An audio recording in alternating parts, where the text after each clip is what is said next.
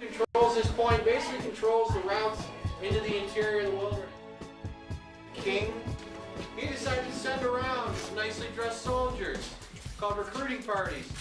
They would go to the local town tavern. They'd buy all of the young men in the tavern rounds of drinks. And when they were drunk enough, they would say, why don't you come and join the army or join the French Marines? You only have to be in this for 6 years. We'll send you over to the New World. We'll clothe you. We'll feed you. We'll pay you. Oh, I wasn't getting paid. I wasn't getting fed? Well, not very often. And I definitely had to scrimp and save to buy my own clothing.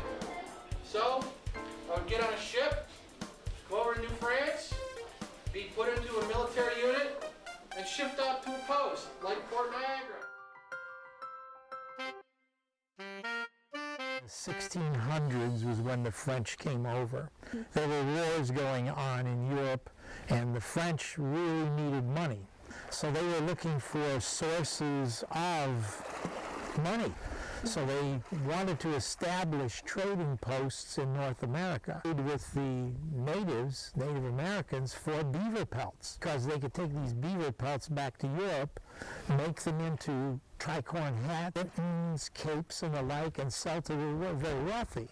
That would bring in additional money that they could use to fight the wars. Basically, all it was a log cabin to store their supplies, to take to trading posts all across the Great Lakes. So they would bring the goods here, store it. So that was 1678 when the French first came. It was a military post. That was the location. The soldiers would be here to protect the goods because it was a supply depot.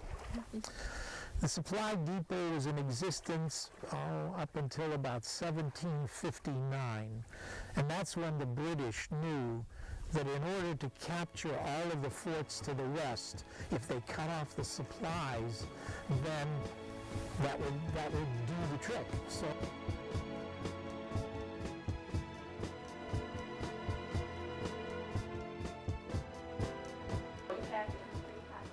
Packing. Look at you.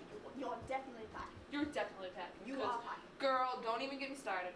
Don't even get me started. But you're packing. I can tell. You have a box right there. Yeah, I do got a box, but you don't know what? what's in it. Oh, you can get to it with your whoosh and Give me the thing. No. Give me the right now. How do you know it's a beaver? I'm packing a beaver. Excuse me? Yeah, this beaver. Yeah, you know how good these beavers are right now? They are so in season. They are so in season. Why can't I? Can you reach it? Can you reach it? Oh no! You got my beaver. Oh! Let me do it one more time.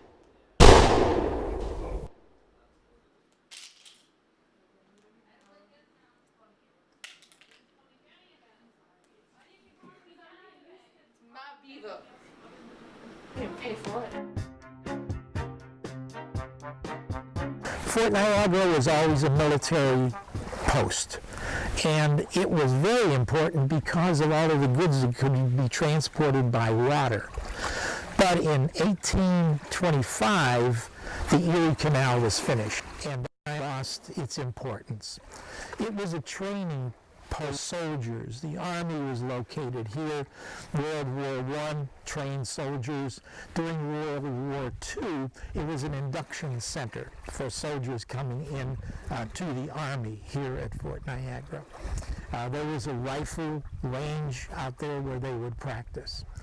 1963 was when the Army base was closed down here at Fort Niagara. And we still have military presence, and I think you see the white building behind me, and that's the Coast Guard, and it's for Homeland Security. Okay, so the significance of it, if you can piece things together, Fort Niagara was very, very important for the settling of the West and across the Great Lakes. And it was basically because of the beaver, the fur trade.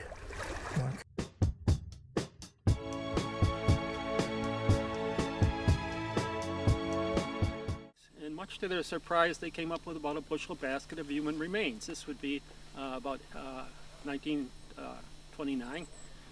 They wanted to make sure that there was no other bodies in there, so in 1941 they did an archaeological dig And this particular person, what they don't know whether he was French or British, was dug up approximately at the base of where the American flag is.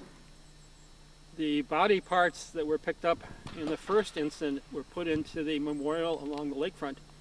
The bodies that were dug up in the second one in 1941 were put into a common container and reburied in the 1812 cemetery at the fort. A lot of strange things happened around here. Through that Have a guy. good day.